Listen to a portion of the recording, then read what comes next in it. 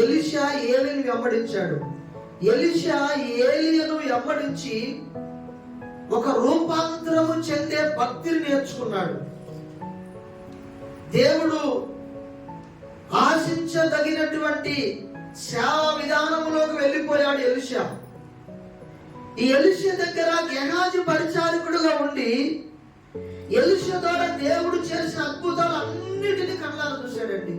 ఎందుకు ఈ విషయాలు చెప్తున్నానంటే, ఒక అభిషేకించబడిన ఒక ప్రవక్త ఎలీషాతో ఉన్నటువంటి గెహాజీ అనేకమైన అద్భుతాలను, సూచక క్రియలను, చనిపోయిన వారు బ్రతకటము, విషముతో కూడిన ఆహారము శుద్ధి అవటము, ప్రియమైన దేవుని బిడ్డలారా సంతానం లేని స్త్రీకి సంతానము కలగటము, కొన్ని రొట్టెలు 100 మంది తినగా మిగలటము, ఎటువంటి వైద్యం లేనటువంటి వైద్యులకే చేతనటువంటి దృష్టి వ్యాధి నుంచి స్వస్థత పొందటము, ఇన్ని అద్భుతాలు చేసినటువంటి గెహాజీలో ఎటువంటి మార్పు రాలేదు. ఈరోజు గెహాజీ నుంచి మనం ఏమి నేర్చుకుంటున్నాం అంటే, ఈ మాటను బట్టి గెహాజీ జీవితంలో ఎన్ని అద్భుతాలు దేవుడు కళ్ళ ముందు పెట్టినా తన జీవితాన్ని మార్చుకోవటానికి ఇష్టపడలేదు. గెహాజీ లాంటి వ్యక్తులు నేటి సంఘాలలో, క్రైస్తవ సమాజంలో చాలా మంది ఉన్నారు. వారి జీవితంలో దేవుడు ఎన్ని అద్భుతాలు చేసినా జీవితాన్ని మార్చుకోలేనటువంటి వ్యక్తులు సమాజంలో చాలా మంది ఉన్నారు. నా ప్రియమైన స్నేహితులారా గమనించండి, గెహాజీ జీవితంలో ఎటువంటి మార్పు లేదు. మార్పు లేని దిశగా తన భక్తిని కొనసాగించుకున్నాడు.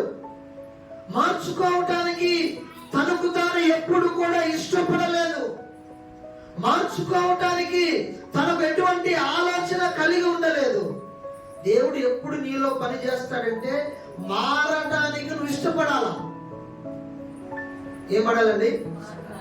ఒక వ్యక్తి ఇప్పుడు నేనున్నాను, నేను మార్పు చెందాలని ఇష్టము నాకుంటే దేవుని కార్యం నాలో ప్రారంభించబడుతుంది.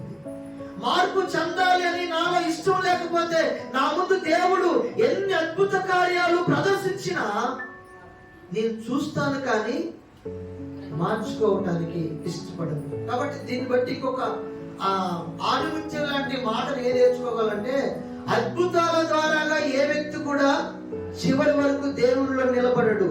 గుర్తుపెట్టుకోండి, అద్భుతాల మీద సంఘాన్ని కట్టకూడదు. ఎప్పుడు అద్భుతాల మీద ఒక వ్యక్తి ఆత్మీయ జీవితాన్ని కట్టకూడదు సేవకుడు. అద్భుతాల మీద అద్భుతాల దిశగా సేవకుడు సంఘాన్ని ఎప్పుడు కూడా ప్రయాణం చేయించకూడదు. ఒకవేళ అద్భుతమే సేవ ఒక వ్యక్తి జీవితాన్ని కడుతుంది, ఒకవేళ అద్భుతమే ఒక వ్యక్తి జీవితాన్ని క్రీస్తులో బదిలంగా చేస్తుంది, ఒకవేళ అద్భుతమే ఒక వ్యక్తి క్రీస్తులోనికి రూపాంతరము చెందుతాడంటే గెహాజీ మారి ఉండాలి. కానీ గెహాజీ మారలేదు. గెహాజీ జీవితంలో జరిగిన అద్భుతాలు మామూలు అద్భుతాలు కాదండి, ఊహకు అందనటువంటి అద్భుతాలు.